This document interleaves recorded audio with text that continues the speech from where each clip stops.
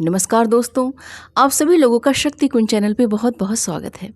आज मैं आपको ब्रह्मा जी द्वारा रचित राधा स्तोत्र हिंदी में सुना रही हूँ। यह स्तोत्र स्क्रीन पे संस्कृत में भी है, आप उसे भी पढ़ सकते हैं। इस स्तोत्र में इतना भाव है कि अगर आप राधा भक्त हैं तो इसे सुनकर दिल से राधा रानी की पुकार निकलने लगती है।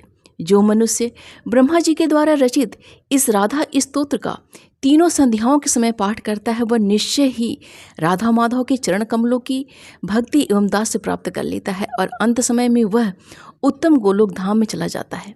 तो चलिए हम और आप मिलकर राधा स्तोत्र को पढ़ते हैं और सुनते हैं।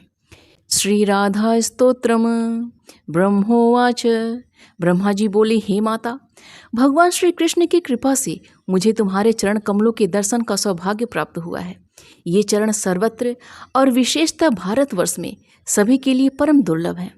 मैंने पूर्व काल में पुष्कर तीर्थ में सूर्य के प्रकाश में बैठकर परमात्मा श्री कृष्ण की प्रसन्नता के लिए 60,000 वर्षों तक तपस्या की। तब वरदाता श्री हरि मुझे वर देने के लिए स्वयं पधारे। उनके वर मांगो ऐसा कहने पर मैंने प्रसन्नता पूर्वक अभीष्ट वर मांगते हुए कहा, हे गुणातीत परमेश्वर, जो सबके लिए परम दुर्लभ है, उन राधिका के चरण कमल का मुझे इसी समय शीघ्र दर्शन कराइए। मेरी बात यह सुनकर ये श्रीहरि मुझ तपस्वी से बोले, वत्स, इस समय क्षमा करो। उपयुक्त समय आने पर मैं तुम्हें श्री राधा के चरणावृंदों के दर्शन कराऊंगा। ईश्वर की आज्ञा निष्फल नहीं होती, इसीलिए मुझे तुम्हारे चरण कमलों के दर्शन प्राप्त हुए हैं। माता, तुम्हारे ये चरण गोलोक में तथा इस समय भारत में भी सभी की मनोवांछा के विषय हैं। सब देवियां प्रकृति की अंशभूता हैं, अतः वे निश्चय ही जन्य और प्राकृतिक हैं। तुम श्री कृष्ण के आधे अंग से प्रकट हुई हो, अतः सभी दृष्टियों से श्री कृष्ण के समान हो। तुम स्वयं श्री कृष्ण हो और ये श्री कृष्ण राधा हैं, अथवा तुम राधा हो और ये स्वयं श्री कृष्ण है। इस बात का किसी ने निरूपण किया हो ऐसा मैंने वेदों में नहीं देखा है। अंबिके, जैसे गोलोक ब्रह्मांड से बाहर और ऊपर है, उसी तरह बैकुंठ भी है। माँ, जैसे बैकुंठ और गोलोक अजन्य है, उसी प्रकार तुम भी अजन्या हो। जैसे समस्त ब्रह्मांड में सभी जीवधारी श्री कृष्ण के ही अंशांश हैं, उसी प्रकार उन सब में तुम ही शक्ति रूपिणी होकर विराजमान हो।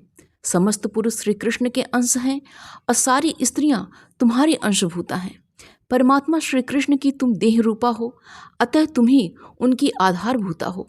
माँ, इनके प्राणों से तुम प्राणवती हो और तुम्हारे प्राणों से ये परमेश्वर श्रीहरि प्राणवान है।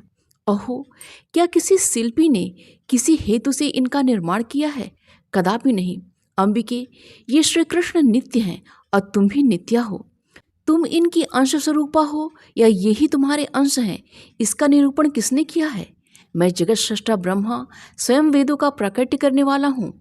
उस वेद को गुरु के मुख से पढ़कर लोग विद्वान हो जाते हैं, परंतु वेद अथवा पंडित तुम्हारे गुणों या स्तोत्रों का शतांश भी वर्णन करने में असमर्थ हैं। फिर दूसरा कौन तुम्हारी स्तुति कर सकता है? स्तोत्रों का जनक है ज्ञान और सदा ज्ञान की जननी है बुद्धि। माँ राधे, उस बुद्धि की भी जननी तुम हो, फिर कौन तुम्हारी स्तुति करने में समर्थ होगा? जिस वस्तु का सबको प्रत्यक्ष दर्शन हुआ है उसका वर्णन करने में तो कोई भी विद्वान समर्थ हो सकता है, परंतु जो वस्तु कभी देखने और सुनने में भी नहीं आई उसका निर्वचन अर्थात निरूपण कौन कर सकता है? मैं, महेश्वर या अनंत कोई भी तुम्हारी स्तुति करने की क्षमता नहीं रखते। सरस्वती और वेद भी अपने को असमर्थ पाते हैं। परमेश्वरी, फिर कौन तुम्हारी स्तुति कर सकता है? मैंने आगमों का अनुसरण करके तुम्हारे विषय में जैसा कुछ कहा है उसके लिए तुम मेरी निंदा न करना। जो ईश्वरों के भी ईश्वर परमात्मा हैं, उनकी योग्य और अयोग्य पर भी समान कृपा होती है। जो पालन के योग्य संतान हैं उनका क्षण क्षण में गुण दोष प्रकट होता रहता है, परंतु माता और पिता उनके सारे दोषों को स्नेहपूर्वक क्षमा करते हैं। इति श्री ब्रह्म वैवर्त महापुराणे श्री कृष्ण जन्मखंडे नारायण नारद संवादे राधा कृष्ण विवाह नवसंगम प्रस्तावो श्री राधा स्तोत्रम नाम 15 संपूर्णम। उम्मीद करती हूँ दोस्तों, राधा रानी का यह स्तोत्र सुनकर आप सभी लोग भक्ति भाव से भर गए होंगे। वीडियो पसंद आए तो प्लीज़ इसको लाइक कीजिए और शेयर कीजिए अपने दोस्तों और रिश्तेदारों के संग, ताकि वो भी राधा रानी की महिमा के बारे में जानें। और हाँ, चैनल को सब्सक्राइब करना भूल गए हैं तो प्लीज़ चैनल को सब्सक्राइब कर लीजिए। मिलते हैं अगले वीडियो में। अपना और अपनों का ख्याल रखिएगा। नमस्कार।